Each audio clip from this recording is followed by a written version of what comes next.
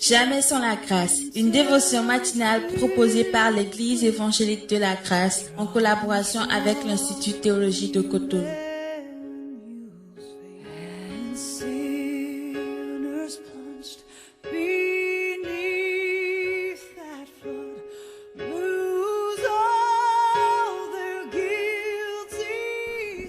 Une nouvelle journée, une nouvelle provision.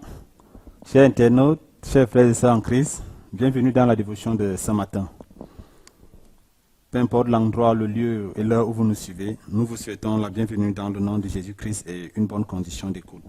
Avant de continuer, j'aimerais que nous prions. Seigneur, ta parole est la vérité, elle est puissante, c'est elle qui peut transformer nos vies, c'est elle qui peut nous délivrer de tout ce qui peut nous retenir, de nous approcher de toi, de marcher avec toi.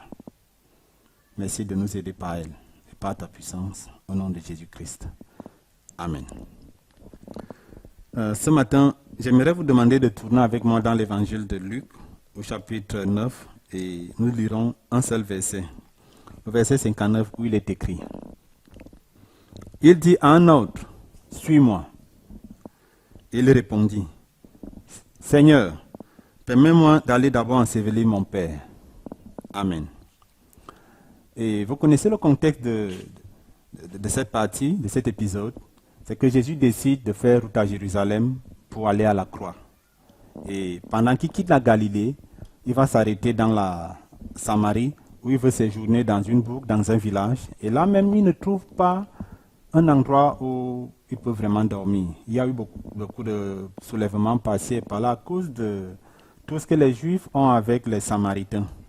Mais qu'à cela ne tienne, il finit par trouver un autre village. Alors que les gens se bousculent autour de lui comme d'habitude, il y a un qui lui dit, « Seigneur, laisse-moi te suivre. » Et Jésus va lui rappeler que oui, c'est vrai, tu veux me suivre, mais sache que je n'ai même pas où reposer ma tête. Je n'ai même pas un endroit où dormir. Pour dire que je n'ai rien. Si tu veux me suivre, sois conscient de cela. Mais il dira un autre, et c'est notre verset du jour, « Suis-moi ».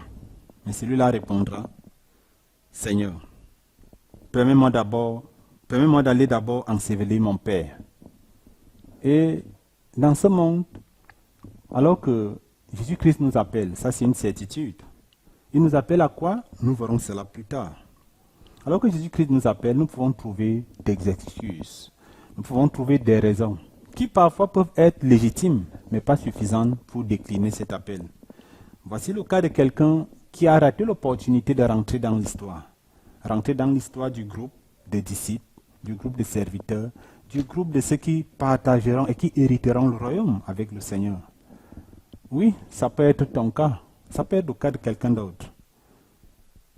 Et j'aimerais te dire ce matin que ne rate pas l'opportunité. Ne rate pas cette opportunité.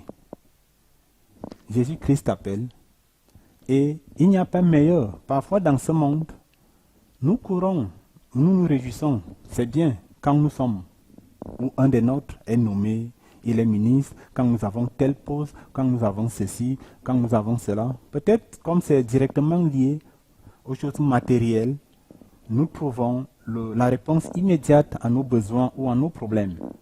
Mais j'aimerais te dire ce matin, mon frère, ma soeur qui m'écoute, que celui qui nous appelle est plus que n'importe quel président. Parce qu'il s'appelle le roi des rois et le seigneur des seigneurs. Marcher à sa suite, être de son groupe, de ceux qu'il a appelés et qui acceptent d'aller avec lui, c'est un honneur et c'est un privilège d'être de ce groupe-là. Parce qu'il nous réserve là-haut et dans l'éternité.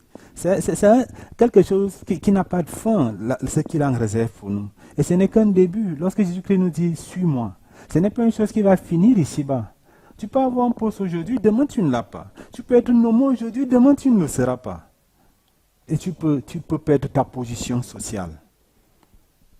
Alors que lorsque Jésus-Christ t'appelle, ce que tu as même ici-bas n'est qu'une ombre de ce qui t'attend là-haut.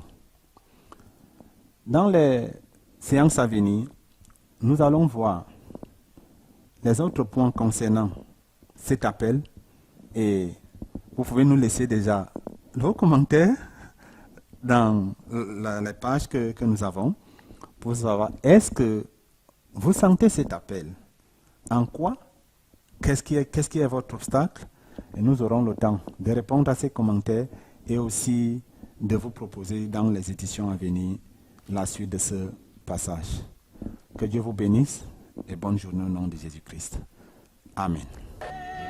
C'est tout le temps que nous avons. Si vous avez aimé cette dévotion, parlez-en à vos amis. Parlez-leur du message de la grâce et de ce qu'il fait dans vos vies. Pour un sujet de prière, une question ou plus d'informations, contactez-nous. Téléphone 64 88 35 87 ou 96 42 69 05 ou par WhatsApp au 94 75 80 20.